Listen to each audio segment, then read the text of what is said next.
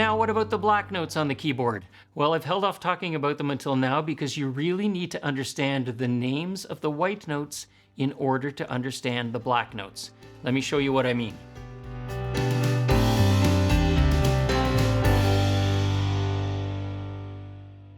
In the spirit of play first, try playing a few black notes with your right hand, just using random fingers.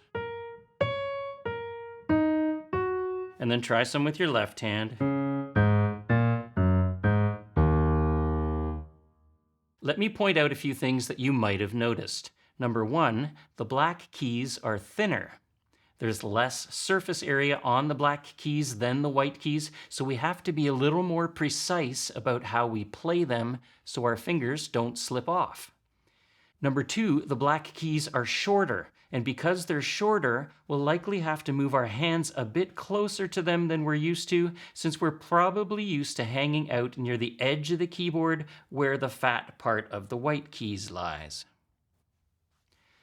Now, in the diagram on the screen, you can see the notes of our middle octave, and I've marked the white note G.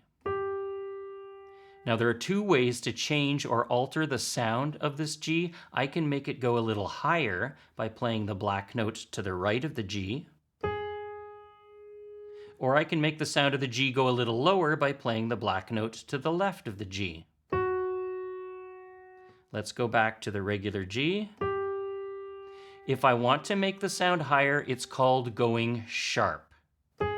And I would now call this black note above the G, G sharp. And I would write it like this. On the screen, you can see there's a G with a number sign or a hashtag after it, or whatever you want to call it. Let's go back to our G. If I want to make the sound of this G lower, it's called going flat. And I would now call this black note below the G, G flat. And I would write it like this. It's a G with a lowercase b that's kind of tilted over right after it. Okay, let's do the same thing for the note A. If I want to make the sound of this A higher, I play the black note to the right of it and call it A sharp. So now back to the A. If I want to move the A lower, I play the black note to the left of it and call it A flat. But wait a minute, wasn't that A flat just called G sharp a second ago? Yes, it was. It's the same note, but it can have two different names depending on which note we're changing. If we're changing the G, it's called G sharp. If we're changing the A, it's called A flat. So the point here is black notes don't have names of their own. They're only named for a white note going sharp or flat. So here's a diagram showing you the possible names of the 5 black notes in each octave, and let me go over all of them for you. This one here is either called C sharp or D flat. This one is either called D sharp or E flat. This one is F sharp or G flat. This one is G sharp or A flat. And this one is A sharp or B flat. Okay, let's play a little game to make sure you understand. I'm going to name some black notes and I'll give you 5 seconds or so to point to it or play it on your keyboard. Are you ready? Here we go. First one is C sharp. 1, 2, 3, 4, 5. Next is B flat. 1, 2, 3, 4, 5. Next is F sharp. 1, 2, 3, 4, 5. Next is E flat. 1, 2, 3, 4, 5.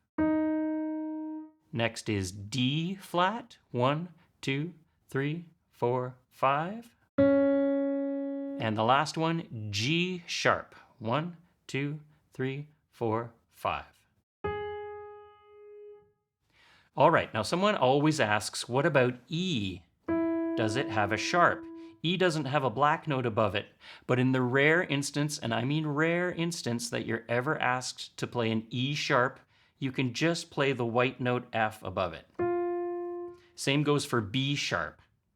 If anyone ever asks you to play a B sharp, just play the C above it. Likewise, in the unlikely event you're ever asked to play an F flat, just play the E below it. And same goes for a C flat, just play the B below it. Okay, that's it for this lesson. Now don't stress too much about memorizing which note is C or A or B flat.